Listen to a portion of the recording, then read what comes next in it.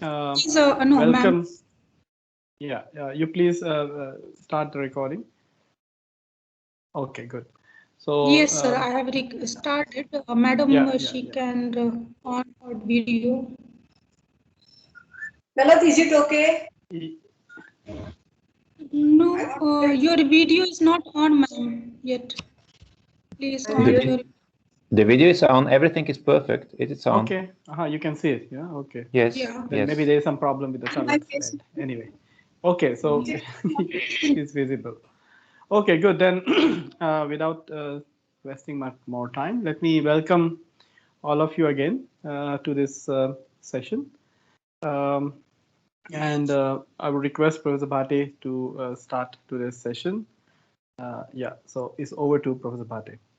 Okay, thank you very much, Mahesh, and hello everyone. As far as I remember, we finished the rule Tirontar Dhau from Kashika, of course. And the next one was Vibhasha Krui, that also we have finished. I just want confirmation from someone, and then I'll proceed. Can anyone tell me? Yes, you're right. Yeah, we are to... Okay. So 73. 73 is Upaje Anvaje. Vibhasha Krui iti vartate.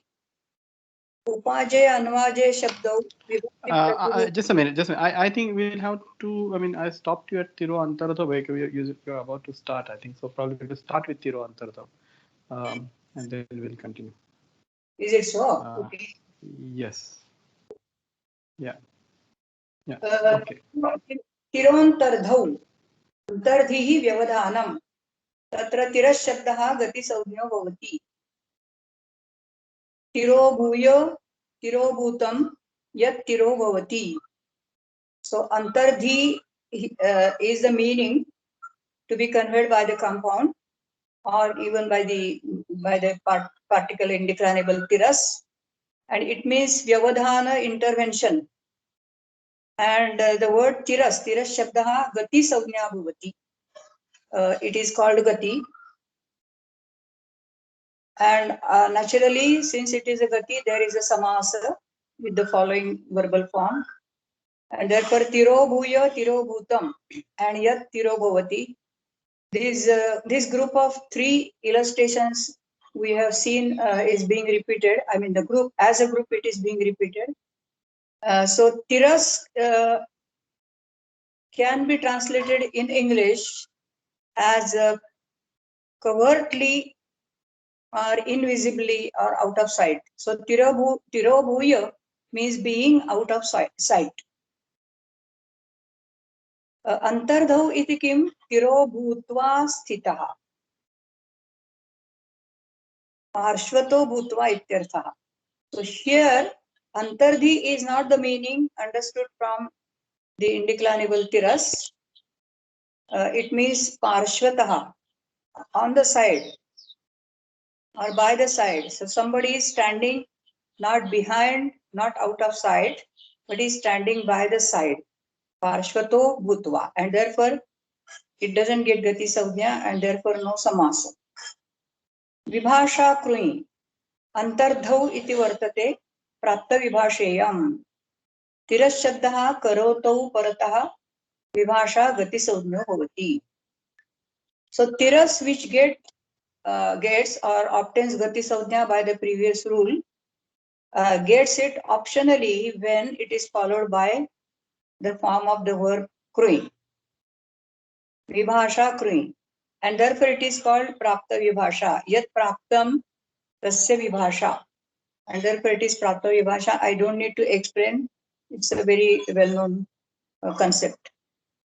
तिरस् शब्दः करोतौ परतः विभाषा गतिसंज्ञा भवति.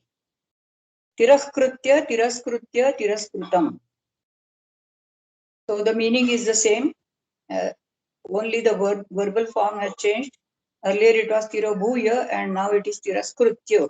So having been invisible or going out of sight. Yat tiraskaroti. Tiraskrutva tiraskrutva. Since it is optional, gati savnya, the samasa also is optional, and therefore tva is retained. Antardhau ityeva tirah krutva kashtham tishtati. So Mahesh, your favorite kashtha has appeared once again here. So he stands by making the stick standing oblique, tirah krutva. पण मराठीत तिरकं म्हणतो, त्याचं origin हे असेल तिरह कृत्वा, तिराहा, काठी सरळ न करता. Yes, yes, yes. I'm sorry, I'll be speaking in Marathi because Mahesh has encouraged me last time. I wanted to avoid it as much as possible, but then I cannot avoid it. Yes. Okay. As you already know, in my class I always used to be trilingual. Anyway, so upaje anvaje विभाषा कृञि इति वर्तते. उपाजे अन्वाजे शब्दो विभक्ति प्रतिरूपको निपातौ दुर्बलस्य सामर्थ्याधाने वर्तते. So these words upaje and anvaje, they are vibhakti pratirupaka nipata, which means their saptami, they appear to be in locative singular, and that is a frozen expression. They call it, I forgot the name, it's from archaeology. Such words which appear as independent words in their in a certain vibhakti. Anyway, therefore it is known as vibhakti pratirupaka nipata. And the meaning is durbalasya balam or samarthya dhanam. So strengthening or empowering a weak person, making a weak strong. In the dictionary, these two particles, they are translated as supporting or assisting. So upaje krutva, anvaje krutva. So it means supporting a weak. So kamapi upaje krutya. Maybe devadattam upaje krutya. Making devadatta stronger. Sakshat pravruti nature. So here we have a gana, a group of words beginning with the word sakshat. Vibhasha krui iti vartate. Sakshat pravritini shabdarupani krui vibhasha gati saujnani bhavanti. So very simple, easy to understand. And the whole list of sakshat pravriti gana is given. And he says sakshat pravritishu chvartha vachanam. So the meaning of all these particles when they are used as gati implies chvartha, that is abhuta tadbhava. Sakshat pravritishu chvartha vachanam. So sakshat kritya, sakshat krutva, so making it visible, mithya krutva, and then there is a long list of words. Sakshat, mithya, chinta, bhadra, lochana, vibhasha, sampatta, astha, ama, shraddha, prajarya, rajaruha, vijaruha, samsarya, arthe, lavanam, ushnam, शीतम, उदकम, आर्द्रम, गति संज्ञा संनियोगेन लवणादीनां मकारांतत्वं निपात्यते. Since the words lavanam, ushnam, shitam, udakam, ardram, they are mentioned along with final mo, they are to be understood as nipatanas. So we have to use them as they are in the samasa. So lavanam kritya, ushnam kritya would be the samasa. Then further agnav, vashe, vikampane, vihasane, prahasane, pratapane, pradus, namas, and avis. And try to find out the meaning of each one of these words at your leisure. Anatyadhana urasi manasi. Vibhasha krui iti vartate. Anatyadhanam, अत्याधानम आणि हे उषा पण आहे. तिकडचं तसं आता आवरायचं काही राहिलं नाही, हो. वेगळंच आवरायचंय. हा. आपल्या विटल्या मी धुवून बाहेर ठेवले की. Excuse me, I think somebody has a microphone on, so can you please turn it off? Yes, Yeah. I muted them, sir. Yeah, thank you. Yeah. Okay, madam, sorry, continue. So Atyadhana means upashlesha, that is embrace, holding close together. Tad abhave anatyadhane urasi manasi shabdo vibhasha krui gatis saunya bhav. So literally urasi means close to the bosom, manasi means close to the mind, and therefore there is some the context of upashleshana, embrace, but that is not intended when they are used as gati. Urasi krutva, manasi krutva. So urasi krutya here has a secondary meaning, not literal meaning, and it is understood in the sense of abhyupagamya, according to the commentators. So abhyupagamya means having accepted. And manasikritya also means something similar to abhyupagamya, but since it is manas, it means having decided in the mind.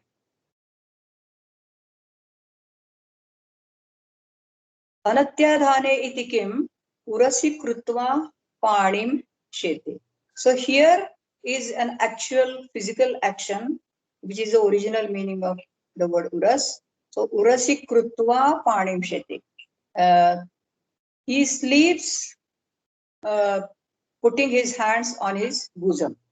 Urasi krutva panim. Or maybe clasping his, embracing his bosom with his hands. Then the next rule is madhye pade nivachane. I hope there is no question, there is no any scope for questions actually. Madhye pade nivachane vibhasha kruni iti vartate. Chakara anatyadhane iti cha. The whole context from the previous rule is continued here, vibhasha kruni, and also the meaning anatyadhane. And all this is continued on the course of the particle cho. So he said chakarat anatyadhane iti cha. Madhye pade nivachane ityete shabda anatyadhane vibhasha kruni gati sagnyaha bhavanti. So the same as in the earlier case. So there is no atyadhana here, something different from atyadhana. So there is no close contact. Although madhya pada they imply some kind of a close contact. Madhye krutva. So madhye as an indeclinable means in between or even within. So madhya krutya, making something in the middle, in between, or making putting something in the middle. Pade krutya, pade krutva. It also means the same. And then nivachane krutya means vacham niyamya ityartha. So without speaking anything, or without or making somebody unable to speak.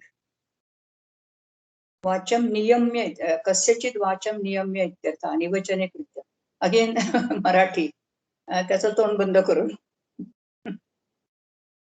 असं काहीतरी holding the tongue, either holding one's own tongue or holding the tongue of the speaker in front of him. Anatyadhane ityeva astinaha pade krutva shiraha shete. Oh my God. So here is someone who is while sleeping putting his head on the foot of an elephant. So he makes use of the foot of the elephant as his pillow. Astinaha pade krutva shirashe. Actually, pade krutva. Does it really have any samarthya? Finally, krutva has samarthya with every pada. That is okay. Astinaha pade krutva shirashet. All right, we, as far as we can understand the meaning, gamakatvat sarvam sadhu. Nityam haste panau upayamane krui iti vartate. So vibhasha is discontinued on the force of the word nityam, and therefore simply krui is continued. Haste panau ityetau shabdau krui nityam gati saujnyo bhavatah upayamane. So upayamana, to get married, asking for a match. Dhara karma, he explains it further. Upayamanam dhara karma. And therefore panau krutya and haste krutya, they mean dhara karma krutva ityarthaha. So taking someone's hand as his life partner, his or her. Upayamane iti kim haste krutva karshapanam gataha. So putting a coin in his hand, he went away. Haste krutva karshapanam gataha. So there is no upayamana. This is again a secondary meaning, lakshanika artha upayamanam of hastau krutya, haste krutya and panav krutya. Pradhvam bandhani.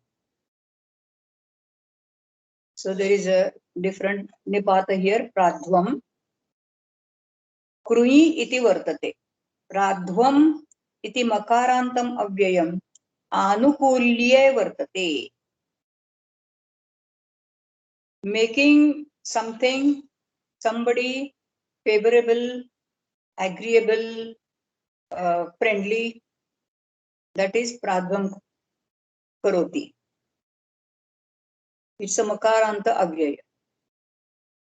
Tad anukulyam yada bandhana hetukam bhavati tada pradhvam shabdaha krui nityam gati saujnya bhavati.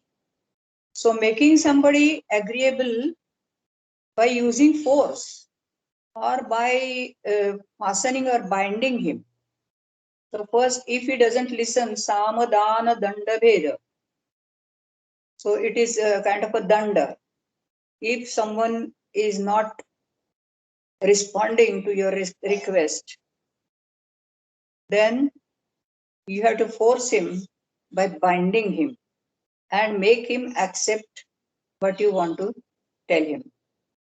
This is bandhana. Tada tad anukulyam bandhana hetukam yada bhavati tada pradhvam shabdaha krui nityam gati saujnyaha bhavati. So pradhvam krutya. Commentary says bandhanena nimittena anukulyam krutva. Making someone agreeable by fastening him.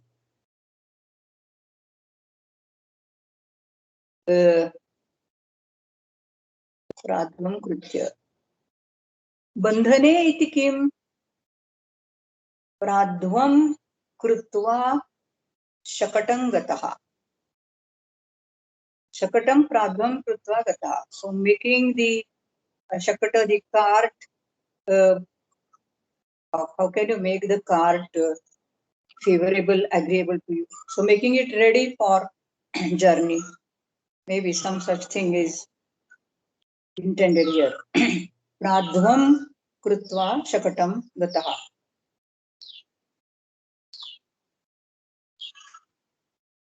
जीविकोपनिषदौ औपम्ये कृञि इति वर्तते. जीविका उपनिषद इत्येतौ शब्दौ औपम्ये विषये कृञि गति संज्ञो भवतः. So what is understood by using these two words, Jivika and Upanishad, along with the verbal form of Krui, is aupamya, likeness, similarity, of course, with the meaning that is conveyed by these two words, Jivika and Upanishad. The meaning is the same as generally found in the usage. So Jivika Krutya Jivikam iva krutva. So making it as if it is his livelihood. Upanishad kritya means Upanishadam iva krutva. The commentators say rahasyam rahasyamaya jnanam iva krutva. So making it some secret knowledge, making it appear as some secret knowledge. Upanishad krutva katayati. So as if he is telling some secret. So it tells something in his ears, as if it is a secret. Wow. So I think we have finished. Aupamya iti kim jivikam krutva gataha.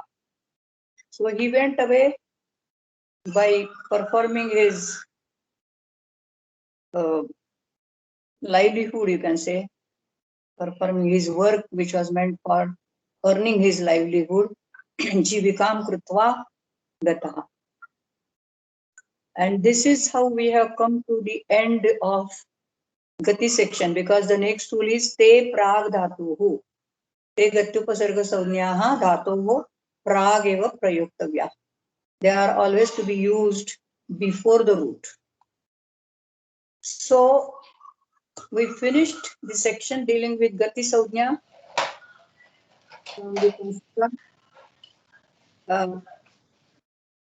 I heard some sound. If anyone has any questions.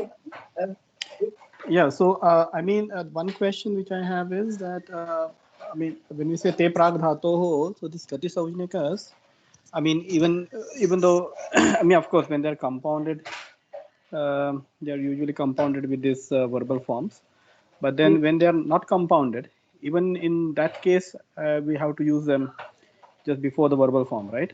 This is what it means. Yes, Yeah. as far as Okay. language is concerned.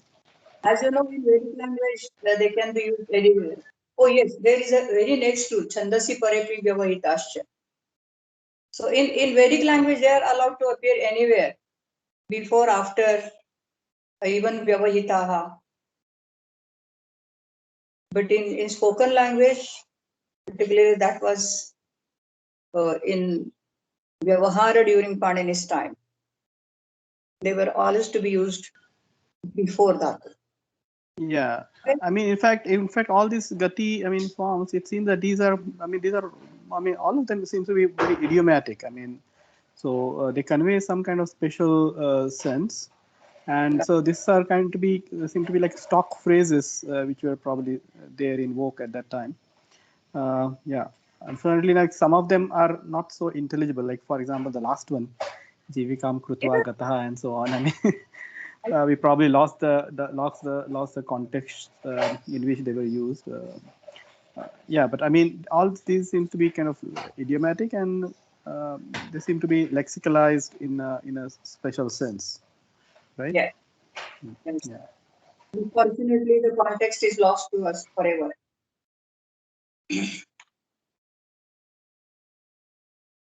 So now we move to Chandra.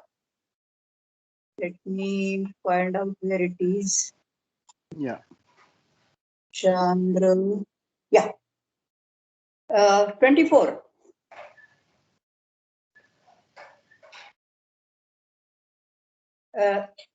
No, it's after Shashti is over. Yeah. Kupradayaha asub vidhau nityam. So this is corresponding to Kugati Pradayaha. Kushabdaha Pradayascha Subantena Saha Nityam Ekarthaha Bhavanti. So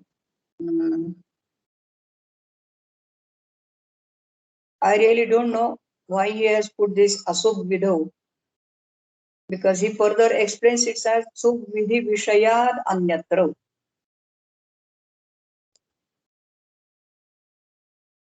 And what does he mean by Sub Vidhi Vishaya?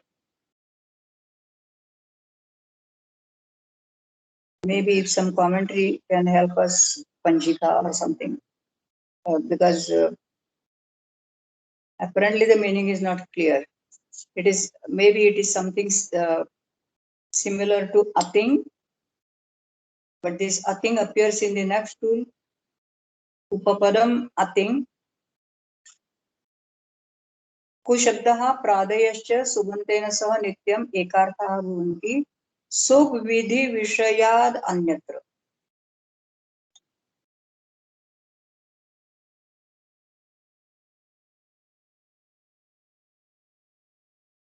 Can anyone explain this?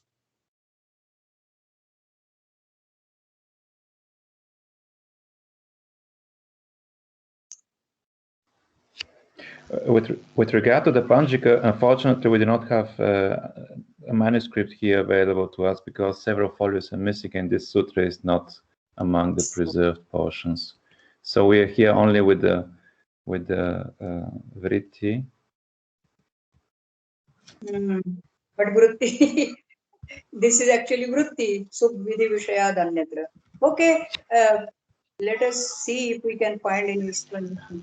I think there are counter examples, probably if I remember correctly, and maybe Deepak can also help us with the Moggallana's Panchika on this rule, or even Raghavamani can check. I mean, this rule and the Panchika on that. Maybe something similar in Ganiti. Mahesh, Panchika is not available. The manuscript here is not available. Several leaves are missing. No. What I mean is Moggallana's Panchika. In Moggallana, yes. Okay. Yeah, Okay. we have it there. I mean, we have this sutra in exactly the same terms in Moggallana.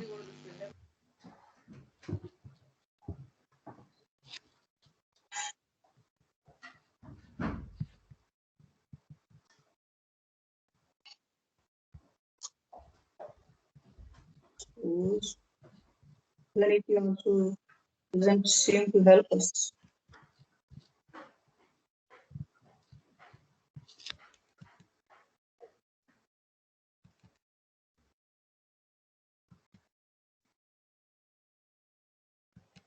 Does Chandra accept samasa with a verbal form?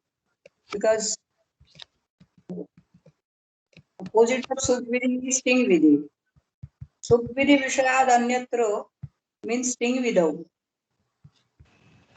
That is here in the context. Sir, can I read Mogran Utti? Yeah? Yes, please. Vutti and then also Panchika, yes. Also, okay. Mogran Panchika, it is rule number 3.13. Kupadayo nicham sadi vidhimmi. And Utti is Kusaddo padayo cha sadyantena sahe katha honti nicham sadi vidhi visayato. Anyatha kuchito brahmano ku brahmano isakam unnam kadunnam पनायको अभिषेको पकरित्वा पकतम दुप्पुरिसो दुक्कटम सुपुरिसो सुकतम अभिथुतम अतिथुतम आकळारो आबद्धो पादयो गताद्यथे पठमाय पगतो आचर्यो पाचर्यो पंतेवासी अच्छादयो कंताद्यथे द्वितीयाय अतिकंतो मच्च मतिमच्चो अतिमालो अवादयो कुट्ठाद्यथे ततिताय अवकुट्ठम कोकिलाय वनम अवकोकिलम अवमयूरम परियादयो गिलानाद्यथे चतुर्थिया परिगिलानो अज्झिनाय परियज्झेनो न्यादयो कंताद्यथे पंचमिया निखंतो कोसंबिया निक्कोसंबी अस्यादि विधिमिति किम रुक्खम पति विज्योतते. This is all Okay. Asyadi vidhi. Deepak, you should find out the explanation about Asyadi Vidhini in the Panchika. So please check that. Vutti is okay.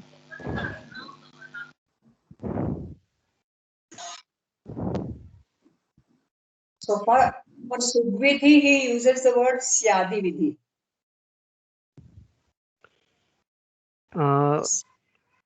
Vruksham prati vidyotate vidyut.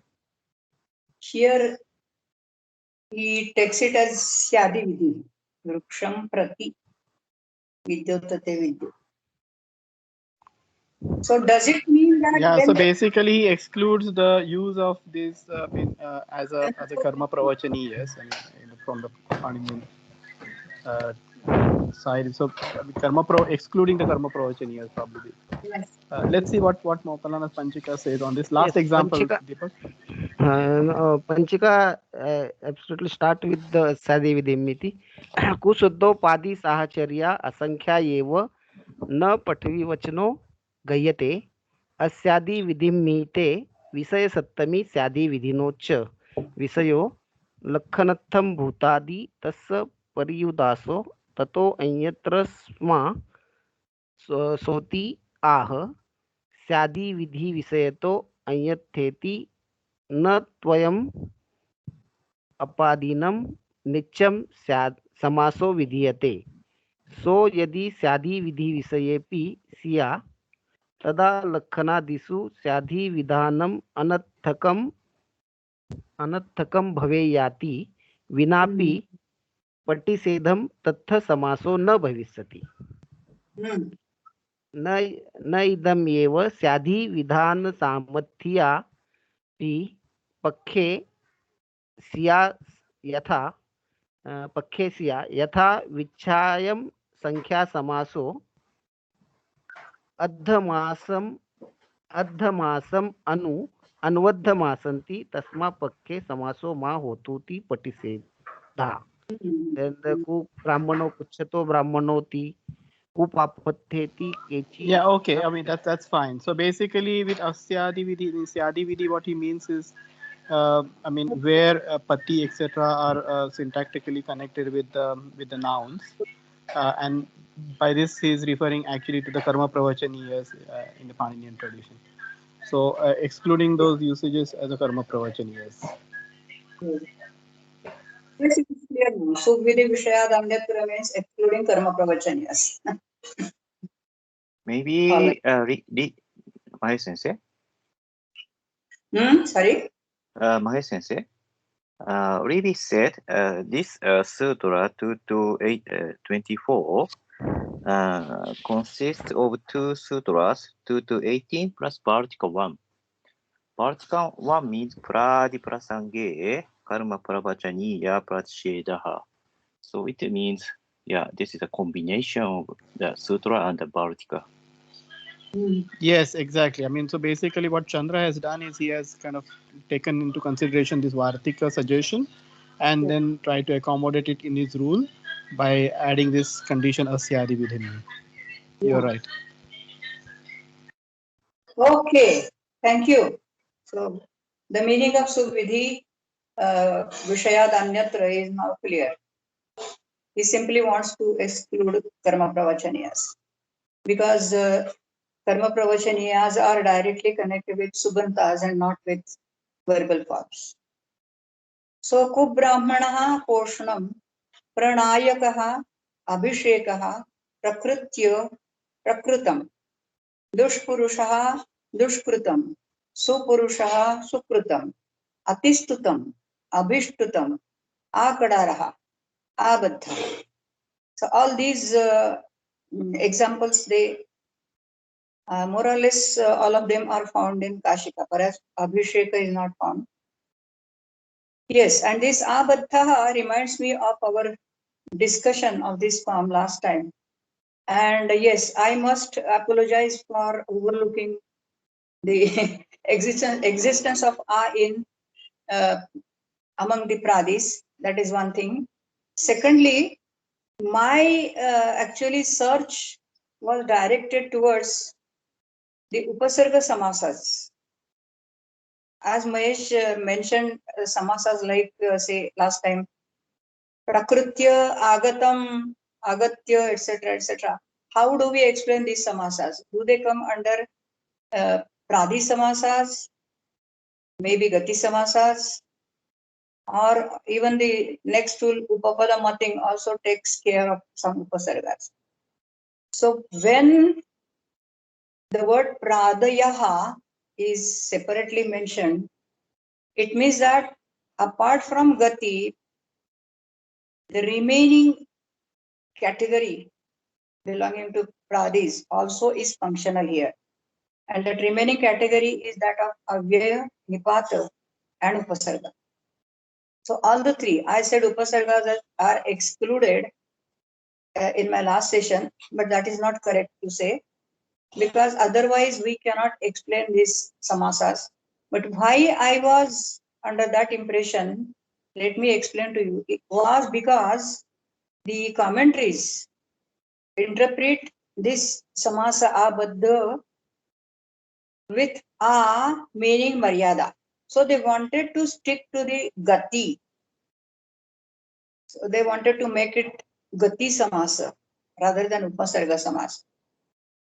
And that was really not necessary. We also saw it last time. So abadda we can straight away take it as a samasa with upasarga. Similarly, we have atistutam, abhishtutam, etc. We did not take them as necessarily as gati samasas. Only when they convey a specific meaning, as Mahesh said, some idiomatic expression or something, the meaning which is recorded in the rules under Gati Savnya, then only we can take it as a Gati Samas. For instance, say Atistutam, we have to take it as a Gati Samasa when Ati conveys the meaning Atikramana.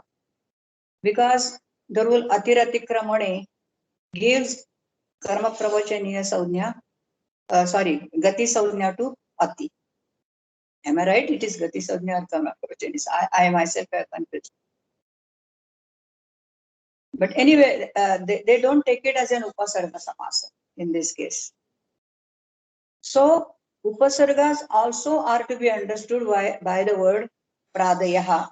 That is the point which I want to make clear, because I myself was mistaken by one of the explanations in the commentaries. I hope it is now clear.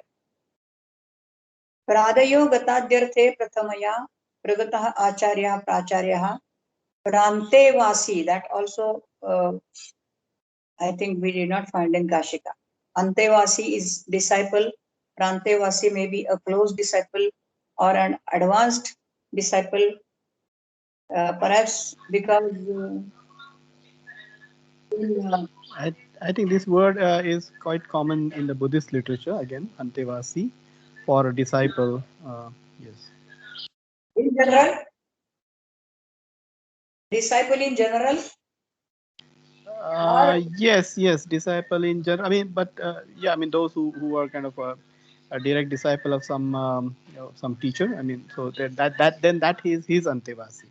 So basically, Acharya and Antevasi. This is a kind of a pair. Yeah. What I think is that this reminds me of the history of Pathashalas in India.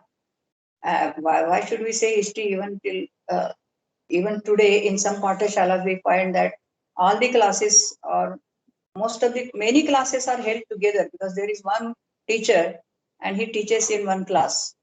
So elementary and advanced students sometimes sit in the same class, and it is the duty of the senior teacher or senior student to take up the juniors and take kind of tutorials. Nowadays, tutorials we are quite acquainted with. And this is what is known traditionally as Chintanika. So senior students may have been referred to as Prantevasi because they are slightly advanced. Antevasi is a disciple or a student in general, whereas Prantevasi is a senior student who takes up the juniors and he further explains what is taught in the classroom, outside the classroom, of course. Could be Prantevasi. We have to look for the usage. Atyadayaha Krantadyarte Ditiya. But here it seems to be that, some underlying hierarchy is understood. Antevasi and Prantevasi as Acharya and Pracharya. Atikrantaha Katvam Atikatvaha Atimalaha. So even Chandra doesn't want to go beyond these earlier commentaries like Kashika, he gives the same examples, Khatama, etc. Atimalaha. Avadayaha Krushtadhyarthe Trutiyaya. Here I found some interesting interpretation, explanation in perhaps in Mughallana. And he says the whole Upavana or forest, it was called Kokilena Avakokilam Vanam or something. That appears to be an interesting example. Avadeha Krushtadhyarthe Trutiyaya. Avakrushtam Kokilaya Vanam. Yes, we also have it here. Avakokilam. So can we say that the whole forest was resounding with the yelling of cuckoos? Avakrushtam Kokilaya Vanam. Avo Mayuram, even Mayuras, peacocks. Paryadayo Glanadhyarte Chaturthya. Pariglanaha Adhyayanayo, Paryadhyayanaha. Niradayah Krantadhyarte Panchamya. Nishkarantah Kaushambyaha Nishkaushambihi. Asubvidhau iti kim. Yes, he gives the same example. Vruksham prati vidyotate. Rodasi iva iti vakyam eva. So Chandra doesn't accept this Vartika even saha samaso vibhakti alopasya etc. For him it is a Vakya and it is correct as far as the usage is concerned.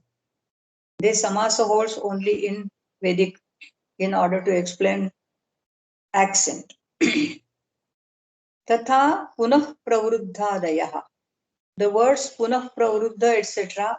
also are to be accepted as vakya. This is this expression we don't find in Kashika, punah pravruddha etc. But it appears in a Vartika, avyayam pravruddhadibhihi, Vartika 5 on this rule, Bhuvati Pradaya. Avyayam pravruddhadibhihi, which means an indeclinable is compounded with the words pravruddha etc. So punah pravruddham is one word, one samasa according to Katyayana, whereas Chandra doesn't feel any necessary to make it a compound. He says it is a separate, it is a sentence. So punaha is a separate expression, pravruddha is a separate word. Then anya padarthe supsupa itiva. What is this anya padartha? Anya Padartha is a Chandra term for Bahuvrihi. So, but okay, I don't understand the significance of mentioning Bahuvrihi here. Anya padarthe supsupa itiva. Is it does it refer to the earlier expression? Yeah, so he considers this as a Bahuvrihi compound and not as a Tatpurusha. How can we take it as a Bahuvrihi, punah pravruddham? Punah pravruddham. Supsupa is okay. Acceptable. Can you read the commentary one more time? That section. Rodasi iva iti vakyamevo tatha punah pravruddhadayah anya padarthe supsupa iti va. That's all.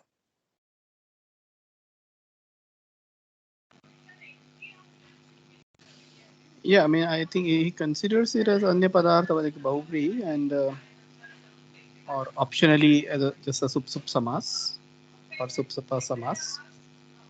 I mean, the meaning is not clear. Probably again, we will need a help of Panchika here.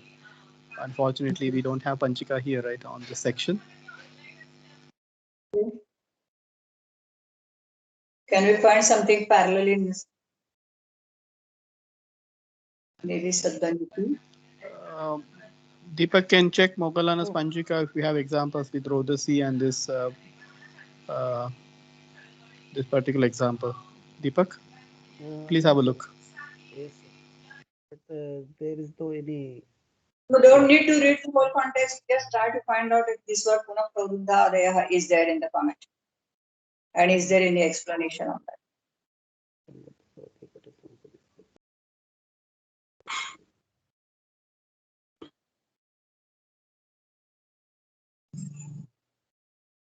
No, sir. No. There is no. Okay. Yeah. No. So we'll have to. This still remains a riddle then for us. So the next tool is Uryadi Karika Chvidachaha Kriyarthaihi. So here actually this Gati section begins. Uryadayaha Shabdaha Karika Shabdaha Shivanto Dajantascha Kriyarthaihi Subantaihi Ekarthaha Bhavanti. A very good clubbing of 3 or 4 rules, and the meaning also is made simpler, easier to understand.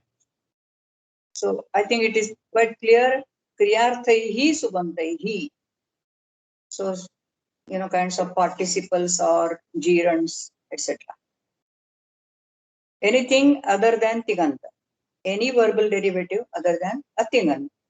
That is kriyarthaihi subantaihi. So urikritya, urikritam, urarikritya, urarikritam, uri, urari, urasi, and then pampi.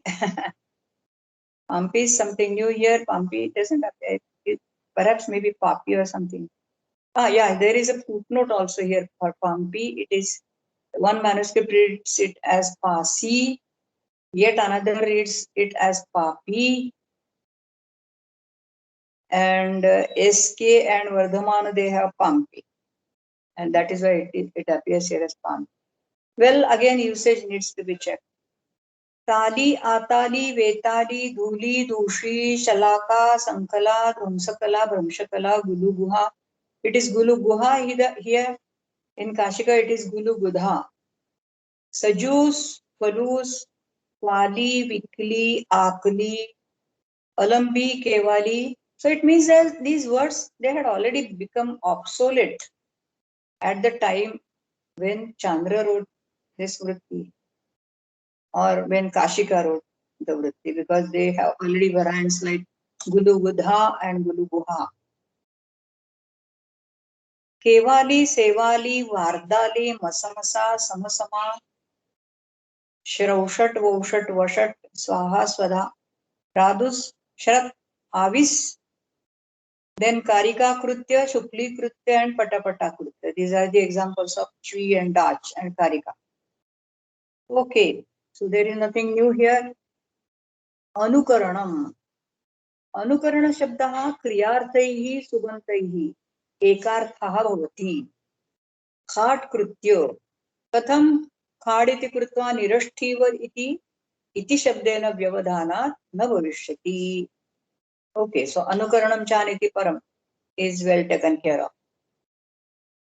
Bhushana Adara Anadareshu Alam Sadasataha. So here is a Yatha Sankhya. Again, 2 rules combined together. 2 rules of Panini combined together here.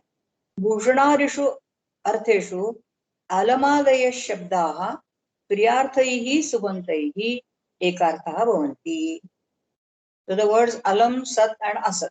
And the meanings are Bhushana, Adara and Anadara. But the meanings are not explained here. They are still vague. Particularly Sat and Asat. Bhushanadishu itikim alankrutva gataha. Oh, sorry. Alankritya, Satkritya, Asatkritya.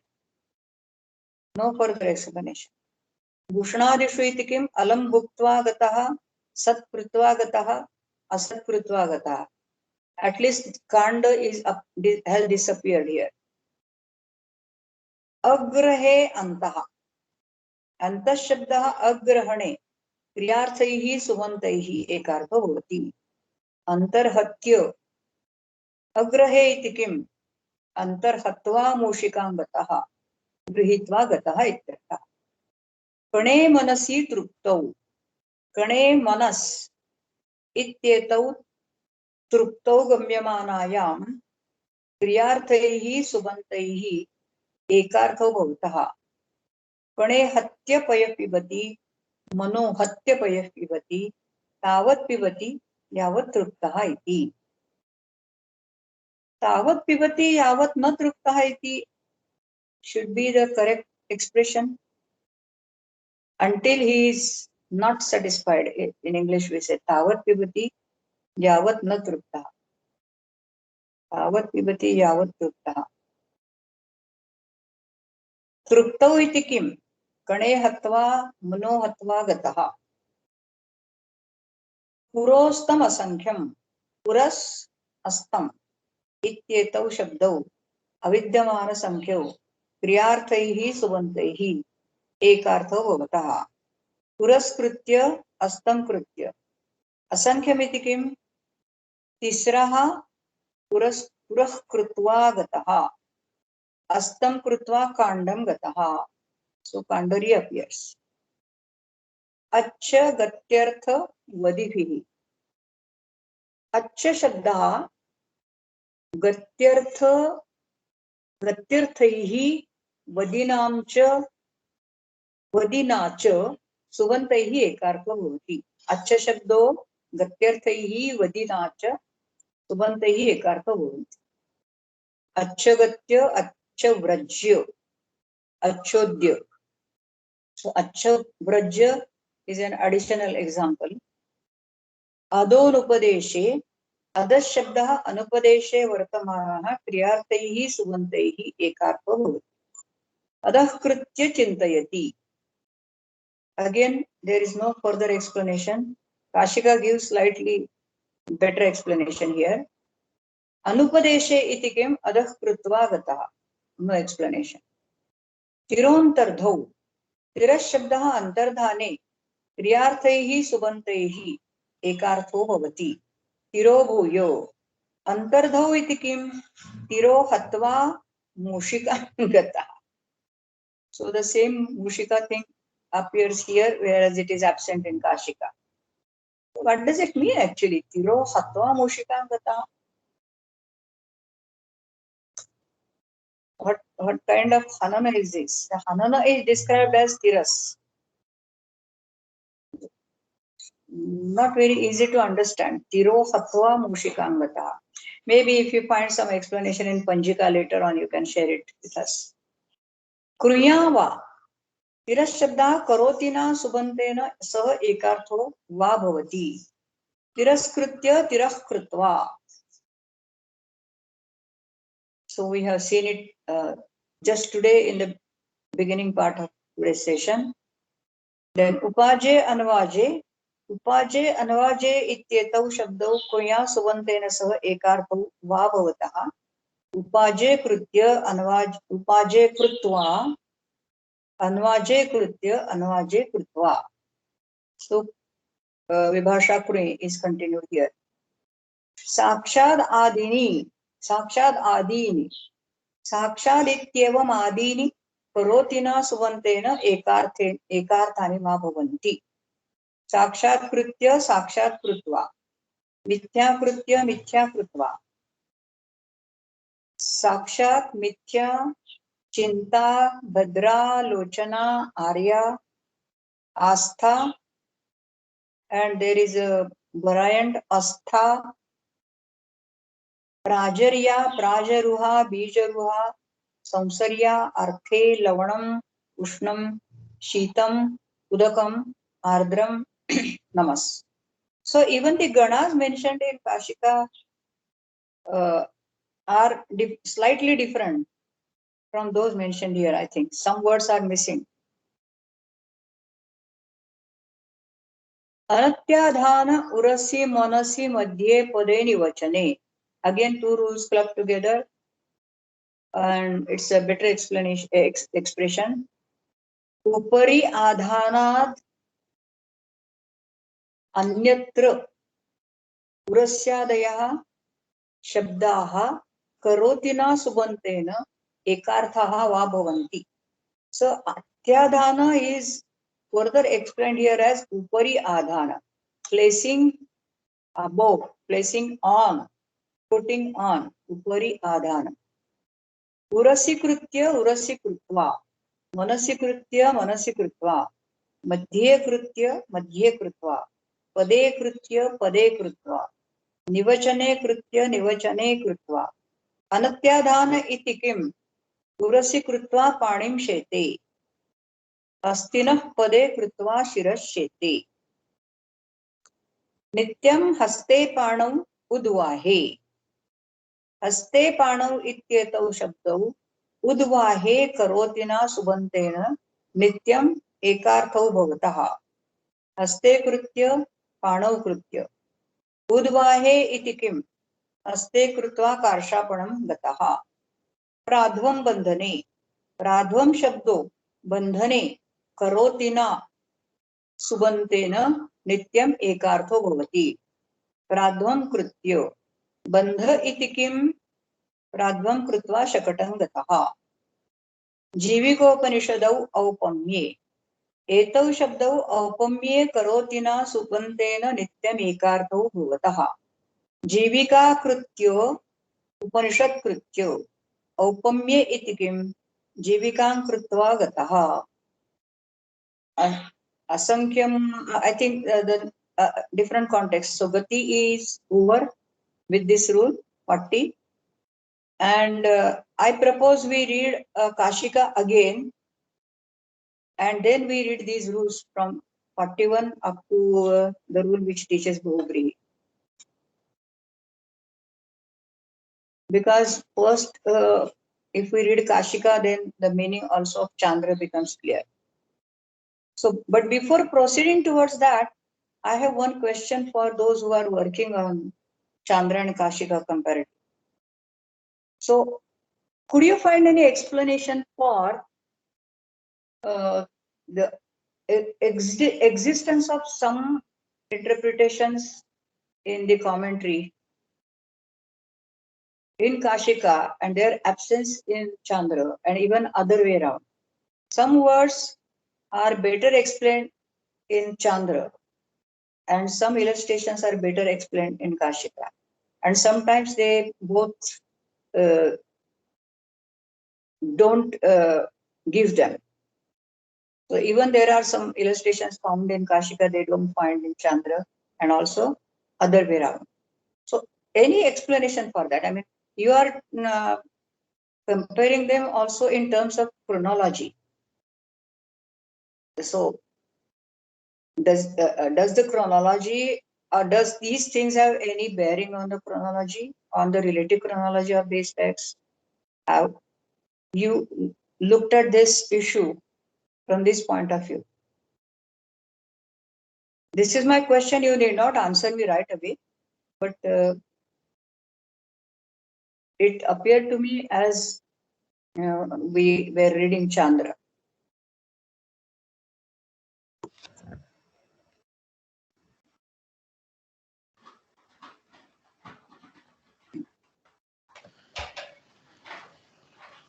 Dragomir, would you like to? Yeah, Mahesh, I can just say just a few general things. Now, it is still, I think, too early to answer the question definitively. I can tell you my feeling, my gut feeling.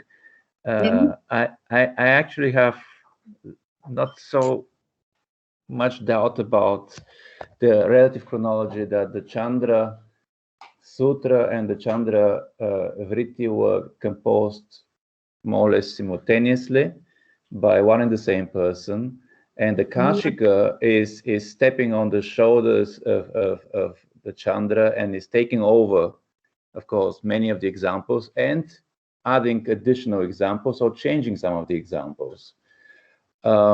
So in terms of relative chronology, this seems to me right now more probable.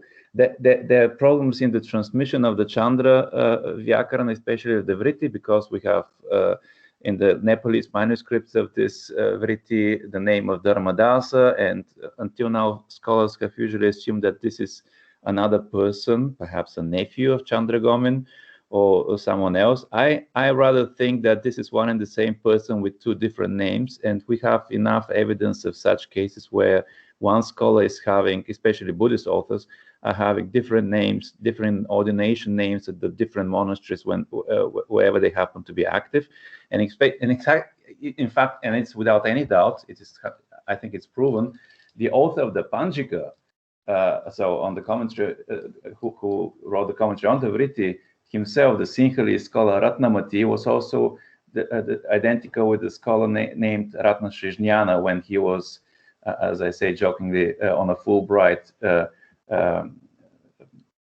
with a Fulbright scholarship in northern India, in the region of Bodh Gaya, perhaps Nalanda. So we have enough evidence of scholars who worked under different names, and I think that the case of Chandra Gomen and Dharmadasa is quite likely the same. In any case, it seems to me that the Vritti is preceding the Kashika, and whenever we now see differences in the examples, these are either, for me, I mean, at least I tentatively would explain this like this, these are probably attempts by the Paninian scholars to give other examples, to perhaps diversify a bit the picture, and usually to add some more examples. That's what I have as a feeling. But it is still too early, because we're not having yet a proper edition of the Panjika. And as long as we do not have this Panjika level, it's not so easy to see the exact dependence and who is taking from whom. And of course, theoretically, there are scholars who would say, no, probably they used a common source. Now, this is so the Chandra, the Vrittikara and the Kashika authors used a common source. I mean, this is a theoretical possibility, but come and prove it. I mean, it's just a theoretical hypothesis.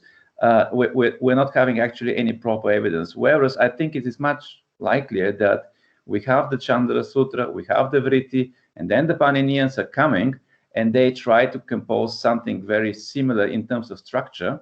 So the Kashika is, of course, replicating the structure of the Vritti in the Chandra system, and they expanded this. And of course, they had a huge tradition before them, and they had also Patanjali, and since Chandra Gomen, because he knew Patanjali, they had also to take care of Patanjali and Katyayana, and they expanded. So I would consider the Kashika in a way a Paninian expansion, and of course we're working in the same tradition as the Vritti. And then comes the Nyasa, and then the picture turns around. Then Ratna follows Jinendra Buddhi and writes a kind of Panjika text to the Chandra system. And of course, he was fully aware of the Chandra system. He was fully aware of the Kashika. He was using the Kashika, and he was using Jinendra Buddhi, and he was usually protecting the Chandra system and showing why the Chandra take is actually more preferable, because it's usually shorter and it's more logical, and it skips the unnecessary prapancha details, which we do not need to have in such detail. I mean, that's in very general terms my feeling.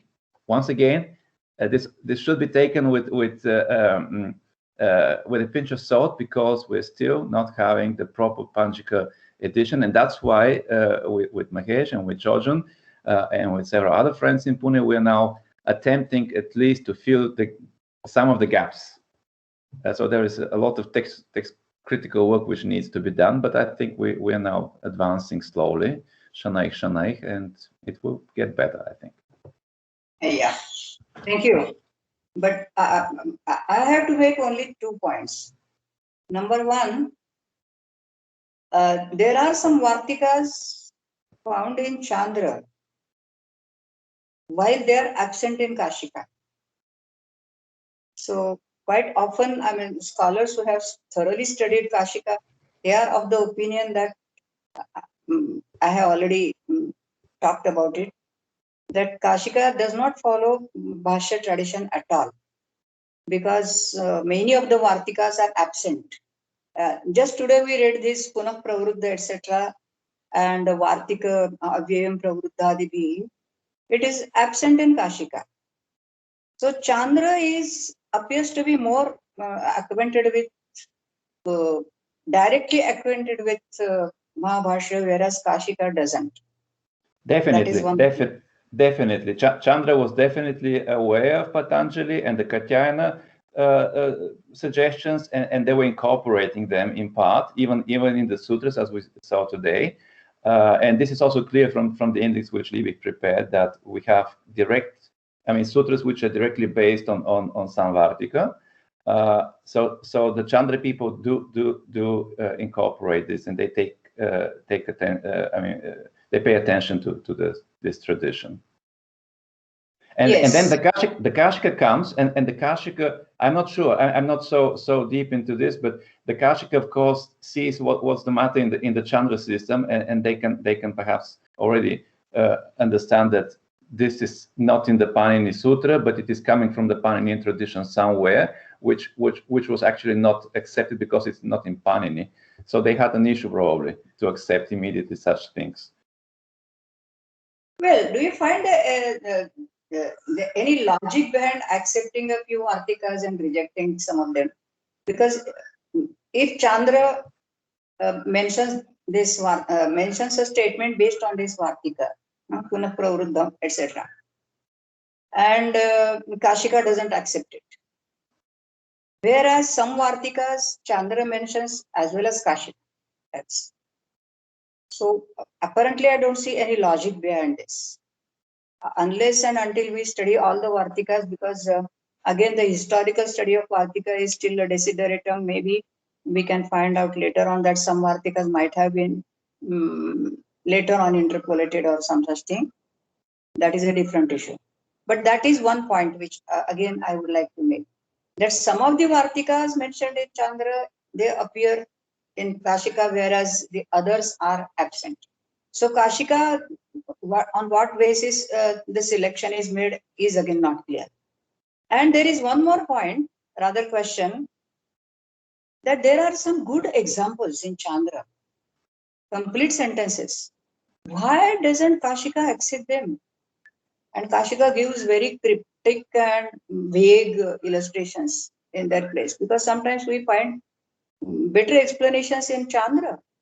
If Kashika has to follow Chandra, and if Kashika is supposed to give more information, more detailed explanation, then Kashika is actually supposed to incorporate such good examples in its text, isn't it? So why does they skip such examples is not clear to me.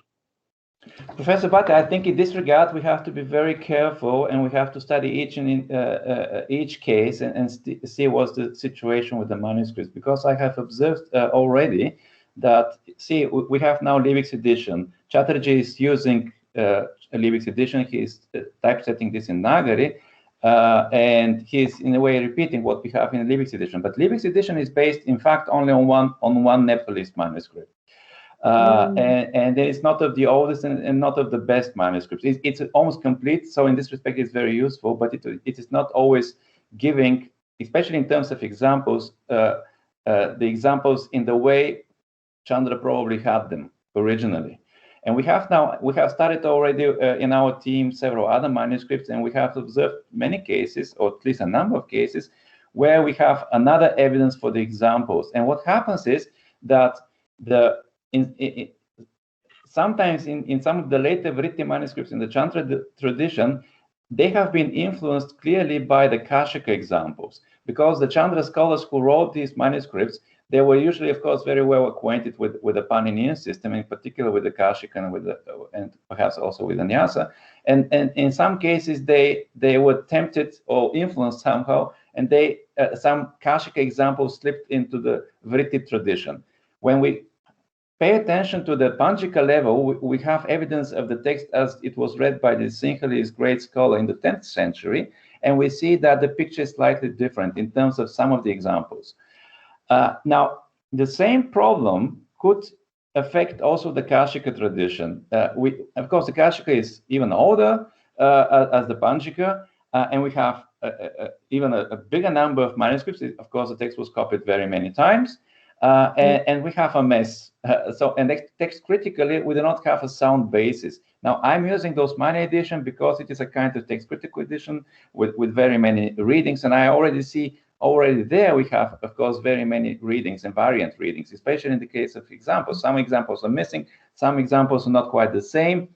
Also today we had one instance where Liebig has Pasi, but the Kashika reads Papi. Of course, it's polyographically to be explained, but we cannot find out what is actually now the real evidence. What is the more original reading? For this, we need to study the manuscripts. So this interdependence is very difficult to establish as long as we haven't studied properly the manuscripts and we haven't prepared proper text critical editions. And I think we have an issue with the Kashika, a big issue, because we do not have a reliable edition of the Kashika, and we have also a problem with Liebig's edition because, of course, it's not so representative in this regard. It's a very good edition, I think, but still, in a number of cases, we can see that we can get a slightly more authentic, probably older, if not the original text, with slightly different examples. So some of the problems which you have observed, why the Kashika is cryptic or is not so convincing, why he's taking other examples. Part of these cases, I think, could be explained with the textual transmission, that it hasn't been quite well, and that we are relying now on bad evidence. This may explain, at least in some cases. I'll be very careful because I do not trust, as long as I haven't studied the manuscript tradition, we cannot rely simply on some manuscripts. We have to study more of them and compare and see what's the picture. Yes. Yes, I agree with you. Actually, it's very tedious, but it's also very rewarding. I think Mahesh and Georgian can also confirm we have already very happy moments where we can really establish the more authentic, if not the original text, and we see the kind of dependence, and then things become clearer. Then we understand why the Kashika has it in this way, and the Vritti in the Chandra tradition has it in a different way. But only then. If we just rely on the printed books, in many cases we're misled. Yes. So I thought my role is not reading the text with you, to be present as a Purva Paksha. So I'm placing before you Purva Paksha views, so that in your further research you will try to answer. There is just one thing. I mean, I would like to also point out some observations which we kind of made while we were studying the Chandra commentaries. Actually, we also find that sometimes, I mean, the style of Patanjali. I mean, he discusses some points and then he kind of provides different options, and then he says maybe this is also okay, this is also okay, and then we find that sometimes Kashika goes one way and Chandra goes one way. So I mean, it's not also the case that Kashika is basically following Vritti, but I mean there are places where their ways are same, but there are places where they decide to take different ways. So I mean certainly Chandra is more in line with the Patanjali, Bhashya tradition, and I think they often seem to kind of, and also going more with the Vartika's bold suggestions, which they would like to prefer. I mean, that's what we see.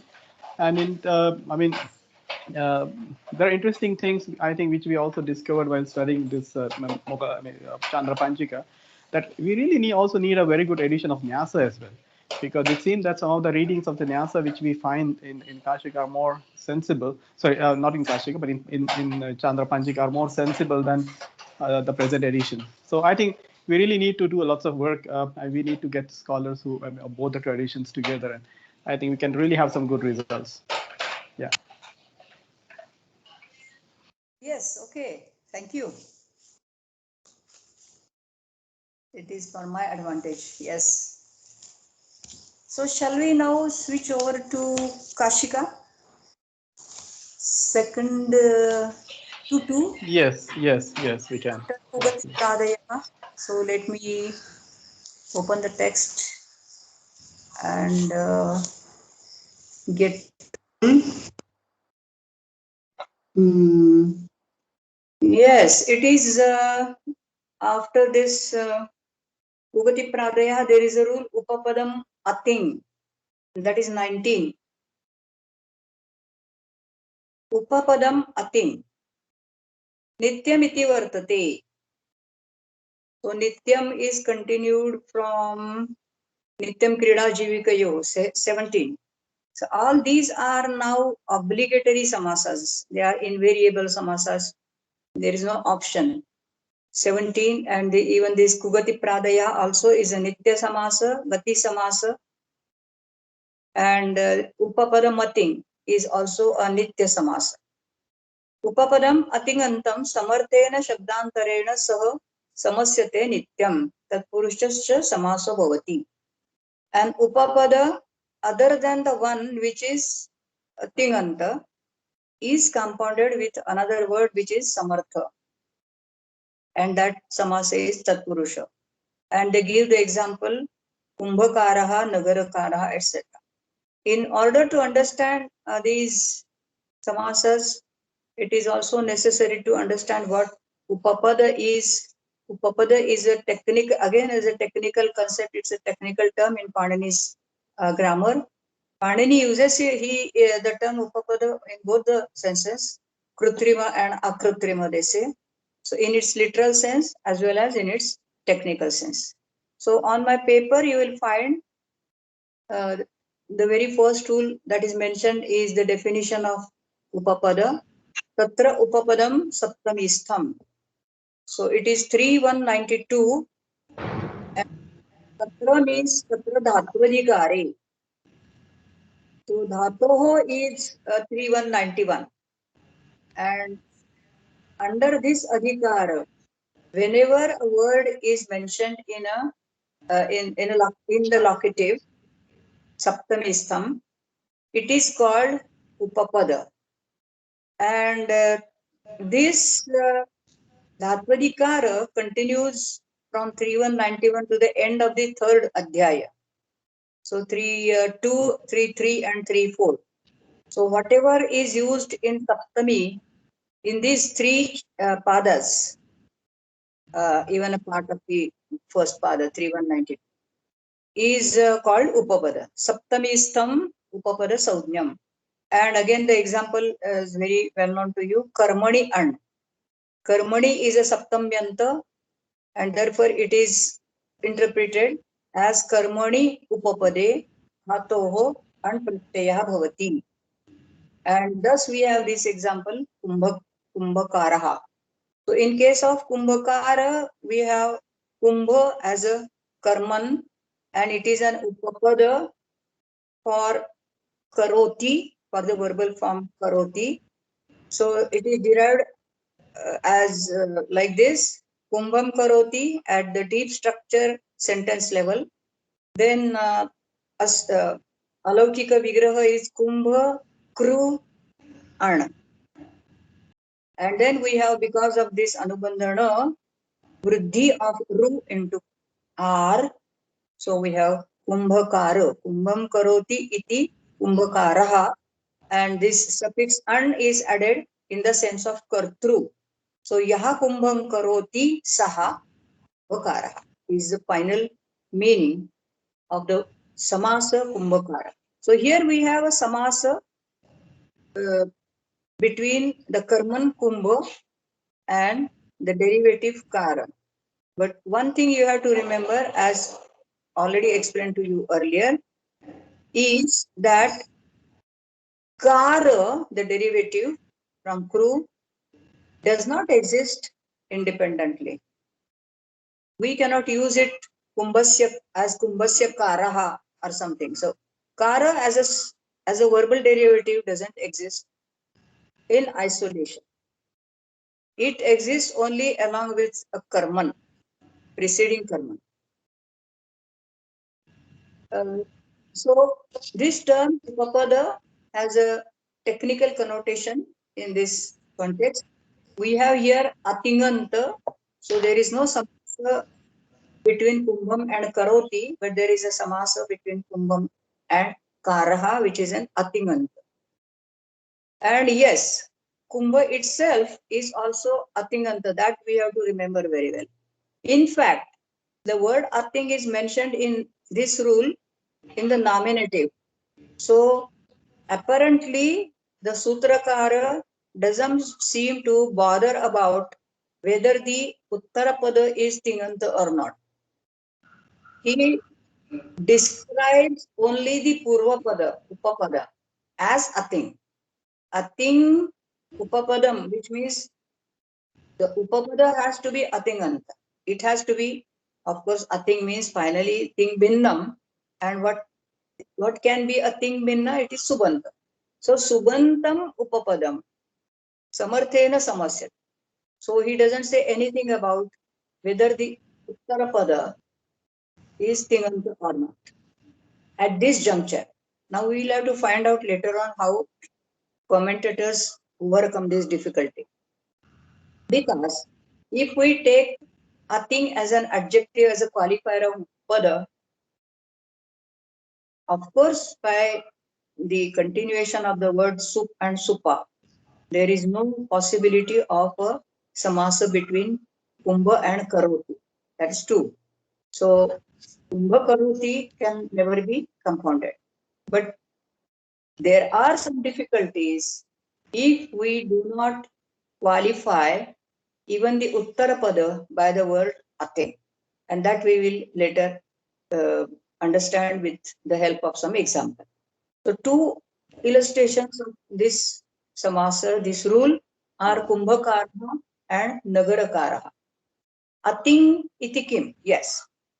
Here itself he is going to explain. Edhan aharako vrajati. In order to understand this sentence, we have to understand the rule Tumun Nulu Kriyayam Kriyarthayam. So this rule is 3-3-10.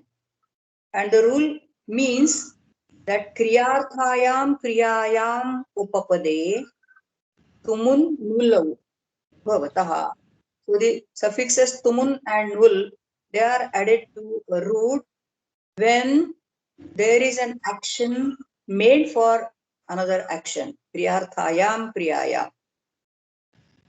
Expressing the word denoting an action made for another action is an upapada.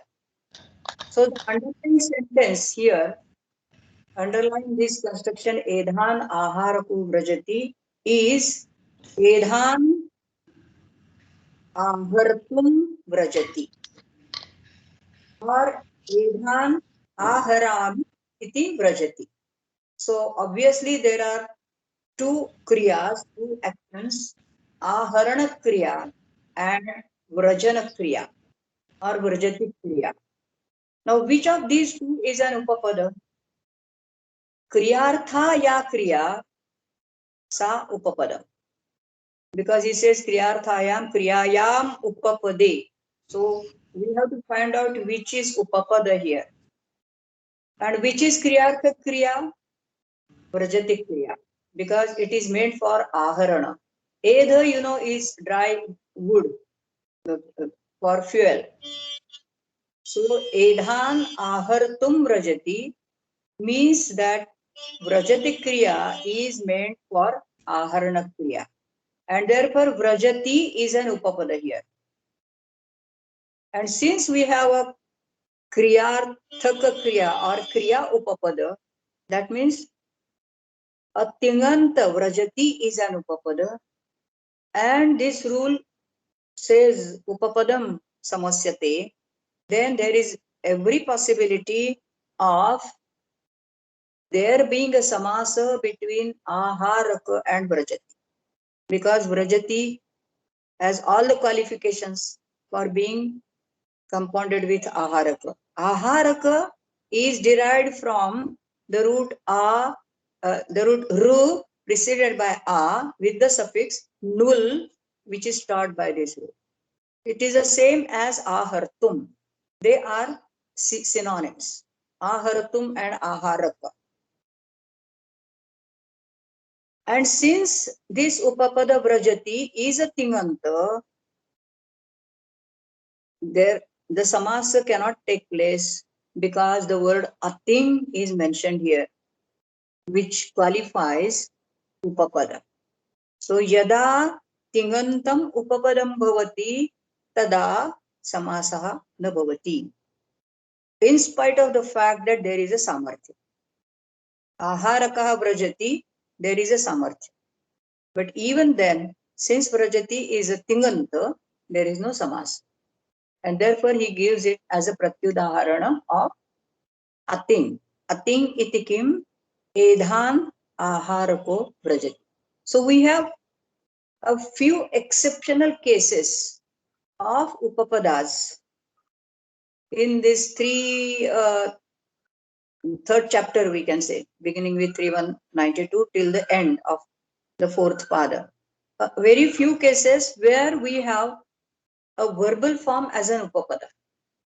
So in order to avoid samasa with a verbal form, which functions as an upapada or which is technically an upapada, the word ating is used in this samas.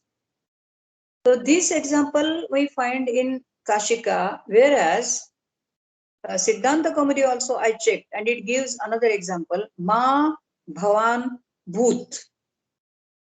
So there is a rule 33175, Mangi Lung, which teaches that when Mang is upapada, Mang you know is a pratishedharthaka avyaya. Ma means don't. So Lung is used along with Mang. So this upapada, Mangi is a clear-cut upapada because it is mentioned in Saptami and it also comes within the scope of this rule, Tatropupadam Saptamistham. So this upapada is not compounded with the verbal form bhut. So it doesn't make a compound ma bhut. Of course, this is a case different from the earlier case, this aharako vrajati. In case of aharako vrajati, it is the tinganta which is the upapada. Whereas in case of mangilung, tinganta is not an upapada. Upapada is mang. Upapada is an avyaya, you can say, or a pada, subanta also you can call it. But there is a samartha tinganta. So tingantena upapadasya samasaha na bhavati. This is what we understand from this explanation or this example which is given in Kashika. In other words, I come back to my point, and that is these commentators, they want this ating also in the sense of atinga. So atingantam upapadam atingantena samarthena samasyate. We should understand it that way.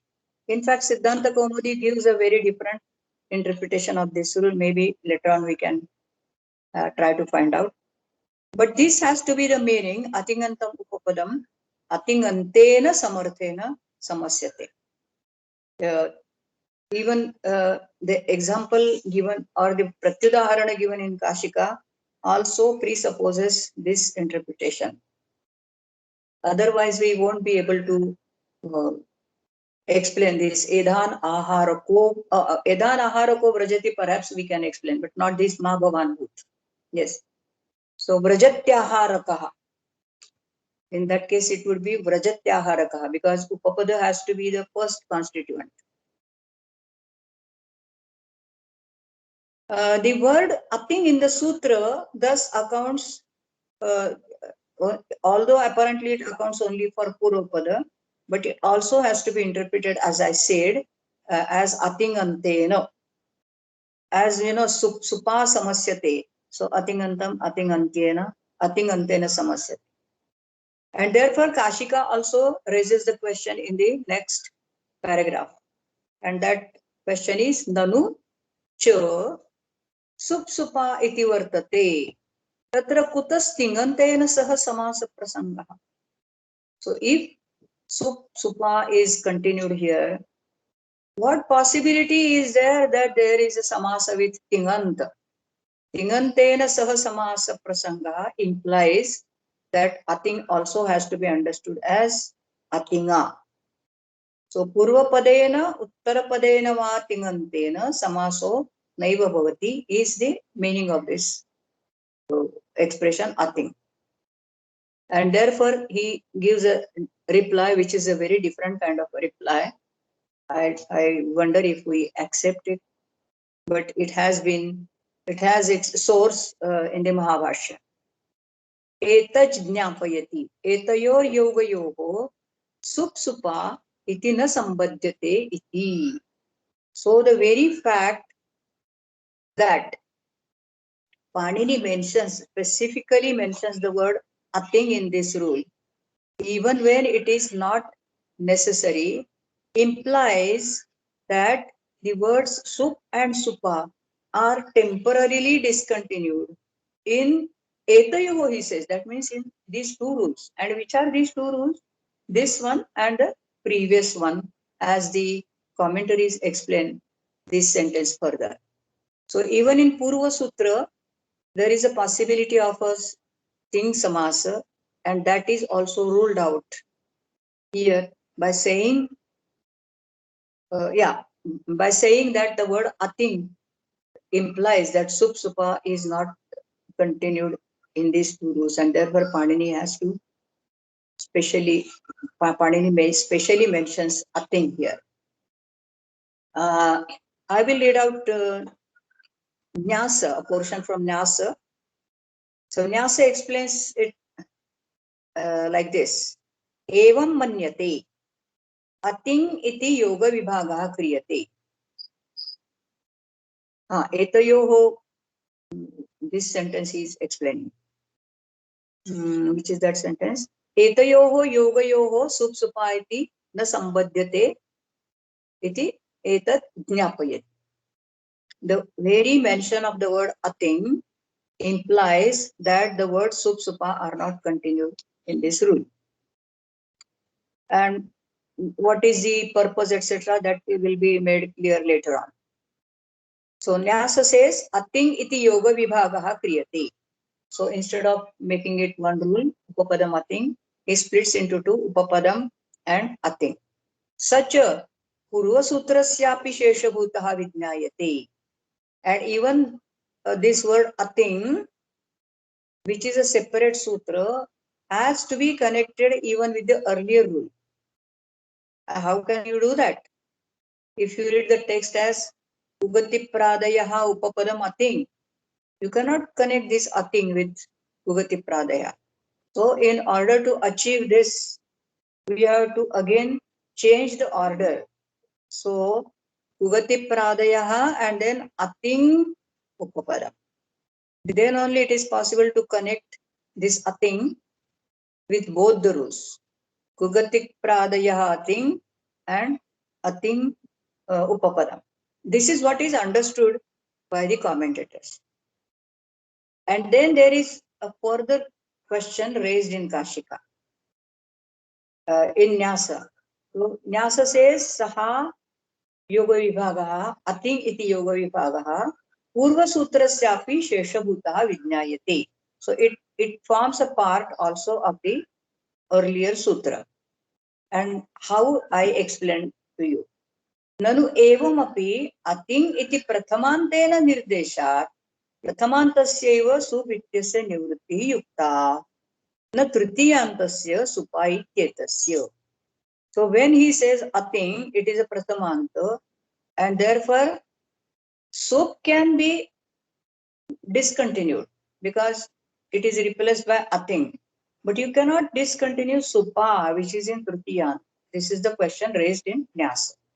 Nanu evam api ating iti prathamantena nirdeshat प्रथमान्तस्यैव सुप इत्यस्य निवृत्तिः युक्ता न तृतीयान्तस्य सुपा इत्येतस्य. And you say both the words sup and supa are discontinued. They cannot be discontinued only by the mention of the word ating. Ating helps us discontinue only sup and not supa. And Commentary explains it further as naitadasti samanyena subadhikara nivrutyupalakshanaarthatvat yukta dvayoho api nivrutti. So this is not a correct objection, because when he says supsupa iti ubhayamapi atingrahanena nivartate, he means that the whole sub adhikara discontinues. Samanyena sub adhikara nivrutyupalakshanartatvat. The word ating is to be taken as an upalakshana of discontinuation of sub adhikara, and not only of the word sub. And what is sub adhikara? Sub supa. And therefore he says ataha or lakshanarthatvat yukta dvayoho api nivrutti. And this is the logic they have provided to justify the discontinuation of both the words sup and supa on the basis of the mention of the word ating. So ating has to be understood as ating. And as I said, when the sutra is split as upapadam and ating, the order is changed, ating upapadam, and finally we have two sutras. Ugati pradaya ating is the previous sutra, and ating upapadam is the following sutra. Now the question still that still remains is, why is the word ating necessary in the previous rule, Ugati pradaya? So Padamanjari explains it further as Purva Sutre Gatigrahanam Prutakrutya Tenaiva Atingrahanam Sambandhaniya. So even if the word ating is understood to be present in the previous rule Ugati Pradaya, it has to be connected only with Gati. And because there is no occasion or there is no necessity of connecting it with Ku and Pradi. Because Ku and Pradi is, they are compounded with a Suband. So it is not necessary to add the word ating for them. Gati samasa with atinganta is prohibited by the word ating, which is supposed to be present in the sutra Ugati Pradaya. So uri karoti, for instance, is not a samasa. We cannot form a samasa of uri with karoti atinganta on the force of the fact that the word ating is present in the rule Ugati Pradaya.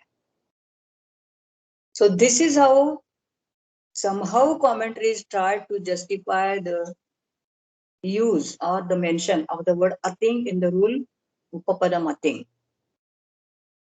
Now we can actually have larger shastras also on this issue of the mention of ating, and we must find out the real purpose behind the mention of the word ating in this sutra. But for the time being, we have to accept the commentator's interpretation and also the interpretation, the source of which goes back to Mahabhashya, as I said. And then he further gives the purpose of the discontinuation of these two words, sup supa, in these two rules. Tena Gatikarakopapadanam Vruddhissa Samasavachanam Praks Utpattehe Ityetad Upapannam Bhavati. So what is the purpose of this Jnapaka? Because every Jnapaka must show Anyatra Phalam. Samshay Charitartham and Anyatra Phalam, both these steps are necessary for a Jnapaka. Samshay Charitartham is okay because then we can say because Supsupa is discontinued, ating it becomes meaningful. That is Samshay Charitartham. And now they have to explain Anyatra Phalam. And this Anyatra Phalam is this paribhasha becomes fully justified. गतिकारक उपपदानां कृत्भिः सह समासवचनं प्राक् सुबुत्पत्तेः. We have already seen that samasa always takes place between two subantas. So only at the level of the pada, samarthak pada vidhi, that a samasa can be found. But these two samasas are an exception. Gati samasa, karaka samasa, particularly when they are upapadas. In these two samasas, Krutbhihi saha samasa vachanam prak subutpattehe. Even before subanta is added to, a sup is added to them, the samasa is formed. And why do you need this paribhasha?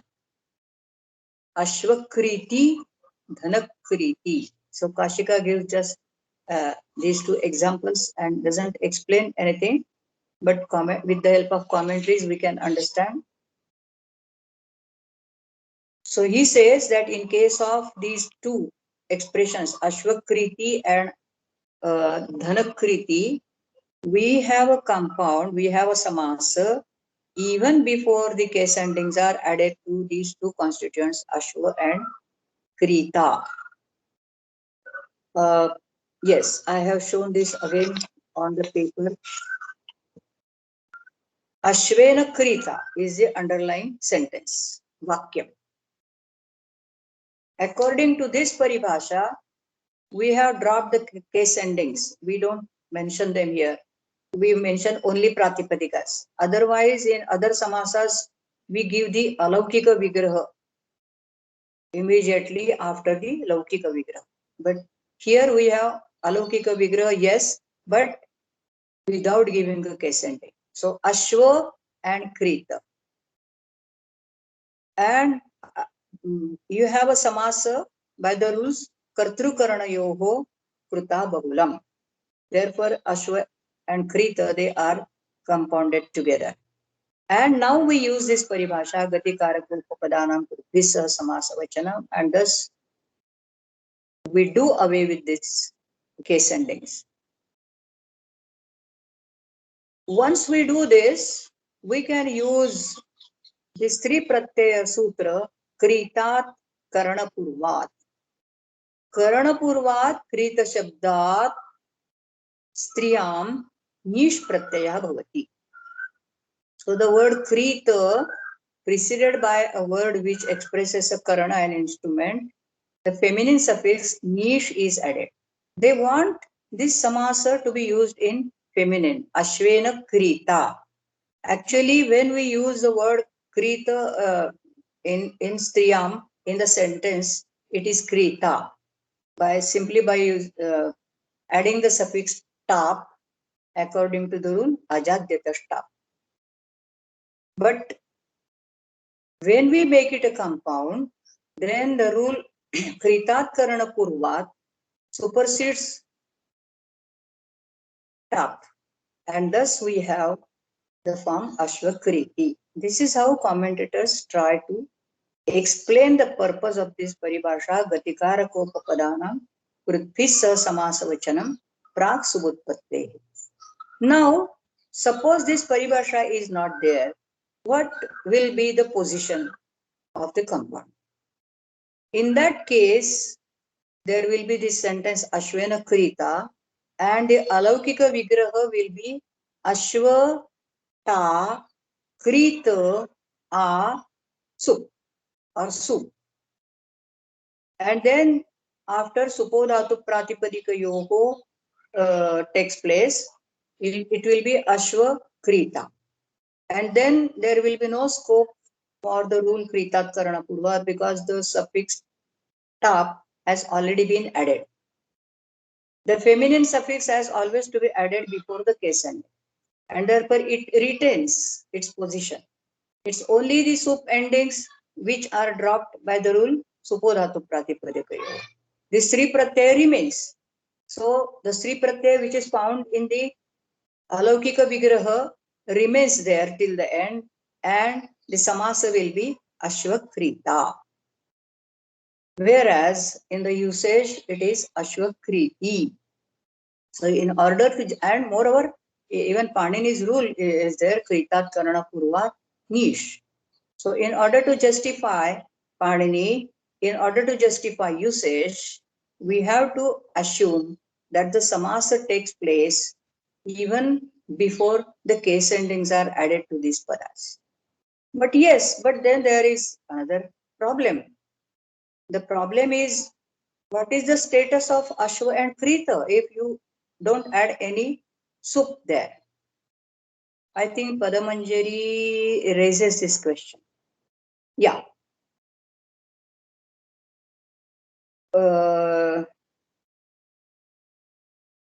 Katham Ashwad, yes, there are two questions which are raised in Padamanjari.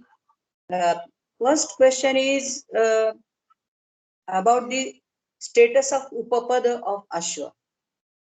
He says, Katham Ashwadehe Upapadatvam Yavata Dvitiya Dhatvadikare Saptamya Nirdeshah Krita.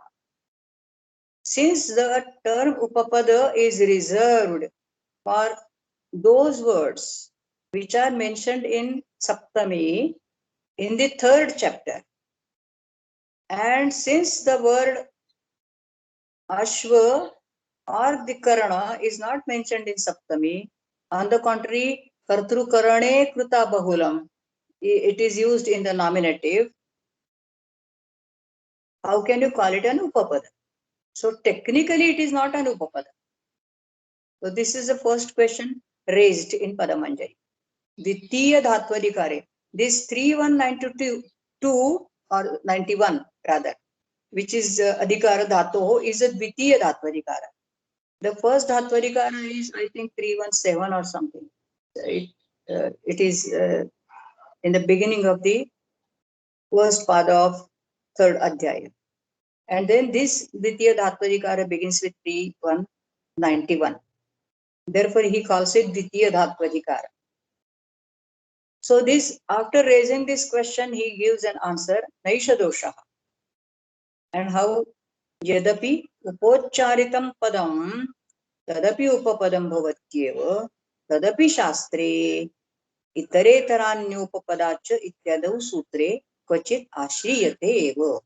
So here we have to understand by the word Upapada not only the technical Upapada but also Akrutrima. So Krutrima Akrutrima Yoho Ubhayagati, he said. Ubhayagati iha bhavati, there is a paribhasha.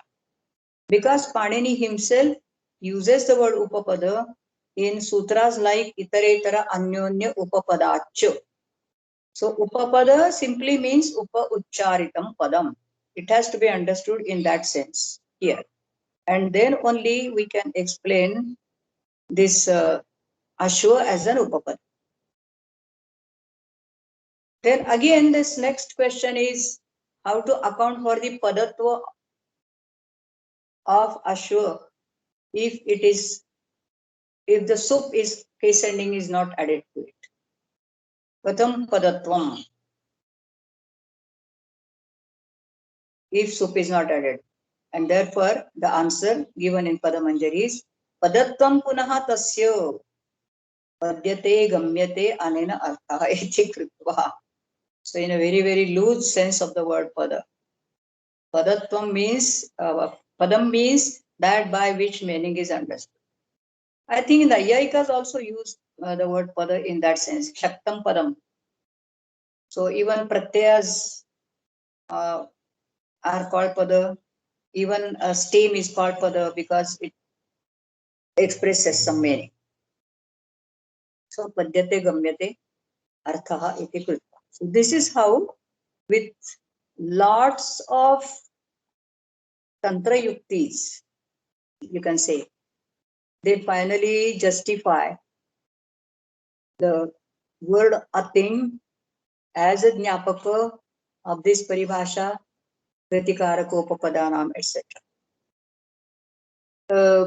What I find in this commentary is they give the paribhasha gatikaraka upapadanam, but they give example only of gati karaka. So There is no example of gati given here. Ashwakriti, Dhanakriti, both these are the examples of Karakopapada Samas. I think perhaps it is in Siddhanta Kaumudi, I don't remember it, but I vaguely remember that there is another example, Vyagri, where Gati is an Upapada. And I think, yes, I have given this a derivation of this word Vyagri also. Vyajigrati ya sa. Just in order to show that the final derivative is in the feminine. I have explained it ya with the words ya and sa. Ya vyajigrati sa. So we have two gatis here, vi, a, gra, k. So by the rule ataschopasarge, the suffix ka is added. And now here we have to understand that the word gati has to be taken also in the sense of upasarga. Because the rule ataschopasarge contains the word upasarga and not gati. So the suffix ka is added when upasarga is an upapada.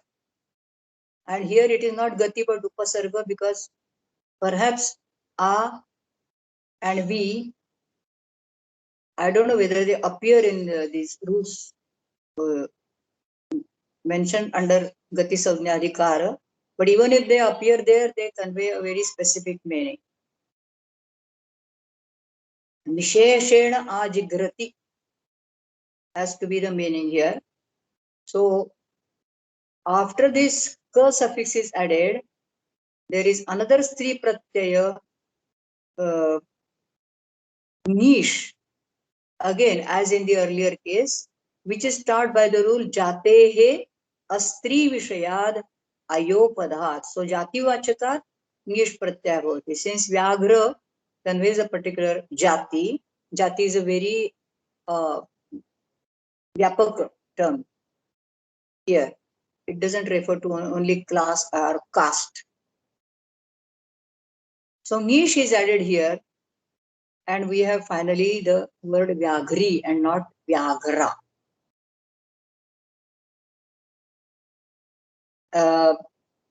Perhaps Nyasa or Padamanjari, I forgot to mention it here, but it is mentioned in the commentary. Prak subutpattehe samaso bhavan linga yogam api na apekshate iti saha eva tavad bhavati. So prak subutpatte, before adding the case ending, even the connection with the gender is also not there. It doesn't exist, and therefore we can have the samasa as vyagri. Whereas if we add the case ending, it will come along with the Sri Pratyaya, and then the form will be Vyagra. By adding this suffix tap at the very first stage, Vyagra tapso.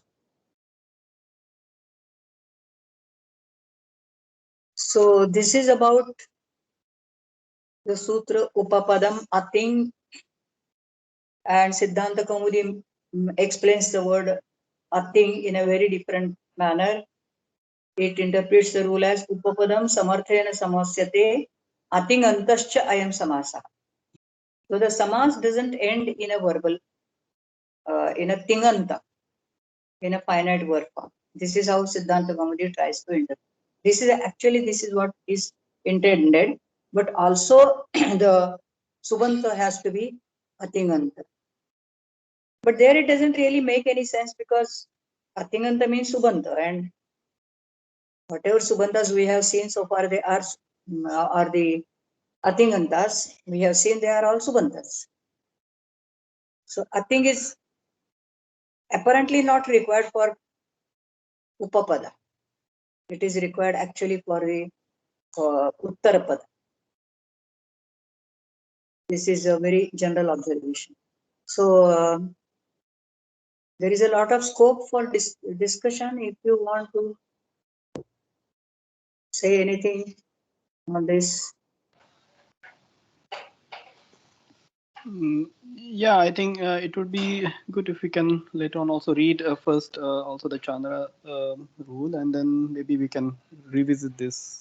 Yeah, there are questions. but I think we don't have much time left now for this. So yeah, maybe what we can do is, I mean, next time when we meet, we'll read the parallel sutra, and then we can probably discuss this one more time. Yeah, I mean, there are several issues, and probably I don't know. I mean, Dragomir, if you can also check if Panchika has also some discussion on this, maybe that would be interesting to see this perspective as well in our next meeting. Yeah, so yeah, I mean, it is really a complex issue, and there are several questions. I mean, in terms of the Jnapaka, and also in terms of I mean, if the samasa takes place before Subutpatti, then how about the Samarthya and so on and so forth. So yeah, I mean, there are many questions. I think we can keep it for our next meeting. That's what I would propose, and maybe we can then stop here for today. The time is already 6:30. Yes. Before we stop,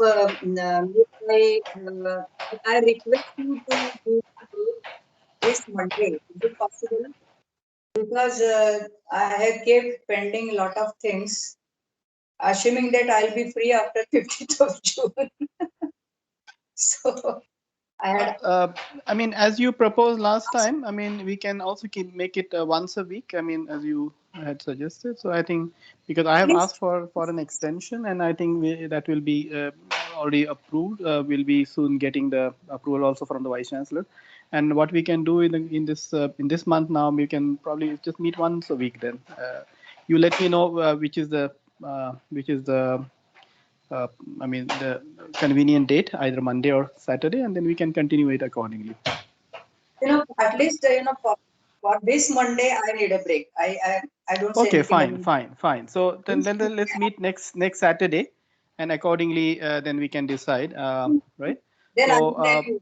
yeah, so we won't meet on Monday. So please take a note, everyone, and I will ask Deepak also to put this on a group, so that if there are some people who are not, I mean, who are not here for today, and then they would like to join on Monday, so we can leave this message for them on the group, Deepak, and then we'll meet straight away then on next Saturday. I mean, the coming Saturday, right? On the yeah. Okay, yeah, no problem. Okay, so thanks everybody, and thank you, Professor Bhate, for today's session and this wonderful discussion. Thanks everybody, and have a nice weekend and week ahead, and let's meet again on next Saturday. Yeah, thank you very much to everybody. Bye bye. Thank you and bye bye. Thank you, sir. Bye bye. Bye bye. Bye Bye bye. bye. Thank you. Bye bye. Bye bye.